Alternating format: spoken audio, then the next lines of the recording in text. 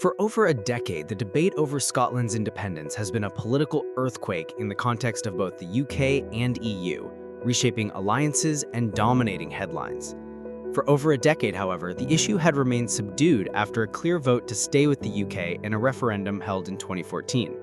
But over the past 6 months, the fault lines have once again started to shift, revealing a new and complex landscape.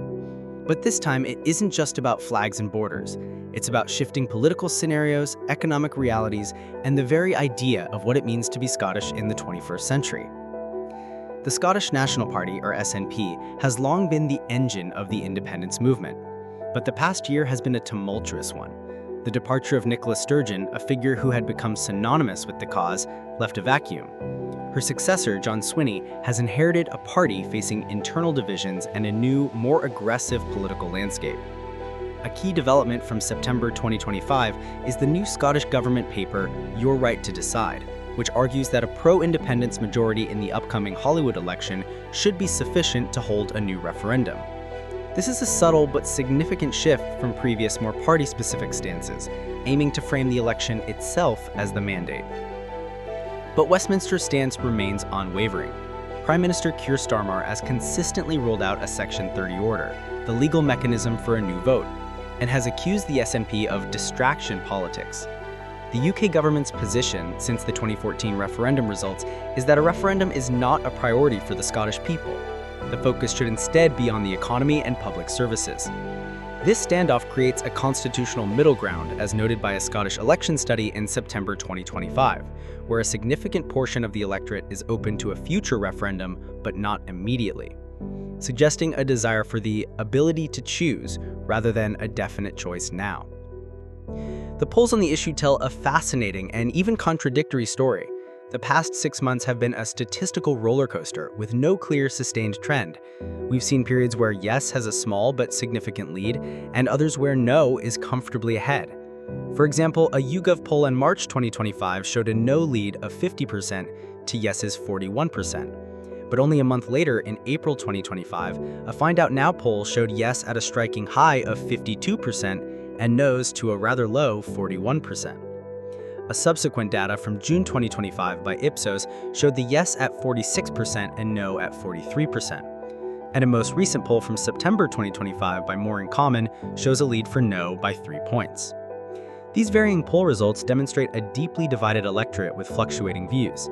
The undecided section also remains significantly, and their allegiances are clearly far from consisting. Besides, the changing party positions in the Scottish Parliament can also be a trigger behind this latest push by the SNP for a new referendum, as its lead in the Parliament thins and the Labour Party makes gains. Beyond the headline polls, the debate is also underpinned by deep-seated economic and social issues. According to a NatSen study published in September 2024, an increased pro-EU sentiment also tracks support for independence more closely than ever before as a direct consequence of Brexit, with many Scots feeling their democratic will was ignored as they look to the EU as a potential post-independence future. A YouGov survey in July 2025 also found that a majority of Europeans in key EU member states would support an independent Scotland joining the bloc. Economically, the arguments remain a source of fierce debate. Pro-union voices argue that Scotland benefits from a union dividend with higher public spending and a more stable financial system. A recent UK government analysis showed that Scotland benefits from public spending that is around 10% higher than the UK average. They also point to the fact that Scotland's trade with the rest of the UK is worth more than its trade with the rest of the world combined. On the other hand, pro-independence advocates argue that Scotland has been held back by Westminster control and that its natural resources and economic potential are not being fully realized. They cite the need for Scotland to have full fiscal autonomy to invest in areas like renewable energy and the well-being economy, as laid out in the Scottish government's Building a New Scotland papers. They also point to a June 2025 editorial that noted that a key to Scotland's independence is a renewables policy that ensures benefits for the Scottish people. So, where do things stand? The independence movement is once again at a crossroads. The SNP, still the dominant force in Scottish politics, is trying to rekindle momentum, but they face a formidable opponent in a revitalized Labour Party, and the economic arguments for independence remain a source of fierce debate.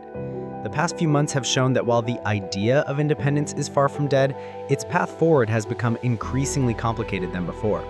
The future of the United Kingdom as a union may well hinge on the next Hollywood election results, the outcome of which remains to be seen. This is Intelliance.